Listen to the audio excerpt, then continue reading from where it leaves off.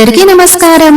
శ్రావణ శుక్రవారం వరలక్ష్మీ వ్రతం రోజున కలశం ఏ విధంగా ఏర్పాటు చేసుకోవాలి అనే విషయాన్ని ఈ వీడియోలో తెలుసుకుందాం. అంతకంటే ముందుగా వీడియోను ప్రతి ఒక్కరూ పూర్తిగా చూడండి, లైక్ చేయడం మర్చిపోకండి, తెలిసిన వారికి షేర్ చేయండి. వరలక్ష్మీ వ్రతం కలశం తయారీ విధానం. సనాతన ధర్మంలో హిందూ క్యాలెండర్ ప్రకారం ప్రతి నెలకు ఏదో ఒక ప్రాధాన్యత ఉంటుంది. ఈ నేపథ్యంలో శ్రావణ మాసంలోకి అడుగుపెట్టాం.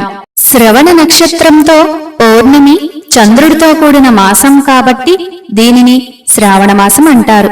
శ్రీ మహావిష్ణువు నక్షత్రం కూడా శ్రవణమే కాబట్టి దీన్ని శ్రీ లక్ష్మీనారాయణ మాసంగా భావిస్తారు.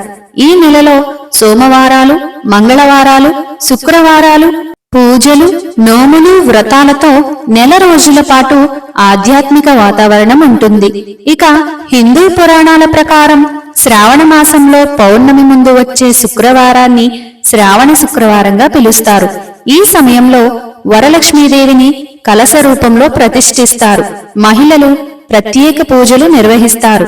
కొందరు తమ ఇళ్లల్లో ముత్తైదువులను ఆహ్వానించి వ్రతం చేస్తారు.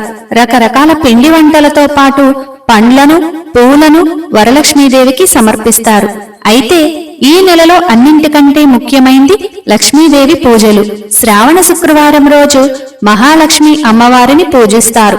తమ కుటుంబం ఆయురారోగ్యాలతో ఉండాలని, ఆదాయానికి ఎలాంటి డోకా ఉండకూడదని నమ్ముతూ ఉంటారు. లక్ష్మి అంటే ధనం మాత్రమే కాదు, ధైర్యం, విద్య, ధాన్యం, విజయం, పరపతి, గుణం, సంతానం ఇవన్నీ నెరవేరుస్తుంది.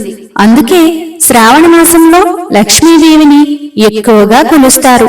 ఈ మాసంలో పెళ్లిళ్లు కూడా జరుగుతూ ఉంటాయి. కొత్తగా పెళ్లైన వధువుతో వరలక్ష్మీ వ్రతం చేయిస్తుంటారు. లక్ష్మీదేవి పూజలో కలశం ఎంతో ముఖ్యమైంది.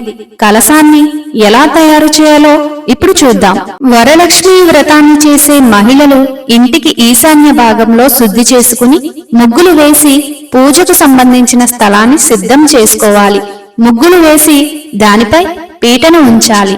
ఆ పీట మీద తెల్లటి వస్త్రాన్ని పరిచి దానిపై బియ్యం పోయాలి.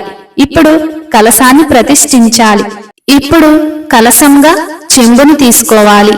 ఇప్పుడు కలశానికి పసుపు, కుంకుమను అద్ది దానిపై కొబ్బరికాయను నిలపాలి. కొబ్బరికాయకు పసుపు లేదంటే బియ్యం పిండి లేదా మైదా పిండితో అమ్మవారి ముఖాన్ని తయారు చేయాలి.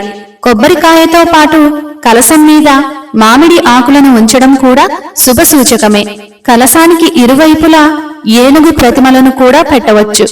ఏనుగు ప్రతిమలు లేనట్లయితే పసుపు ముద్దలు కాని, పసుపు కొమ్ములను కాని అమ్మవారికి అభిముఖంగా నిలపాలి. అయితే ఇవన్నీ పాటించాలన్న ఖచ్చితమైన నియమం లేదు. అయినప్పటికీ సాంప్రదాయం ప్రకారం లక్ష్మీదేవిని పూజించినట్లయితే అమ్మవారి ఆశీస్సులు తప్పకుండా మనపై ఉంటాయి. ఈ విధంగా కలశాన్ని ఏర్పాటు చేసుకుని పూజ నిర్వహించుకుని అమ్మవారి అనుగ్రహాన్ని పొందండి. ప్రతి ఒక్కరూ వీడియోకి లైక్ చేయండి, తెలిసిన వారికి షేర్ చేయండి. ఇలాంటి మరిన్ని వీడియోస్ కోసం మన ఛానల్ ని సబ్స్క్రైబ్ చేయని వారు సబ్స్క్రైబ్ చేసుకోండి. Thank you for watching.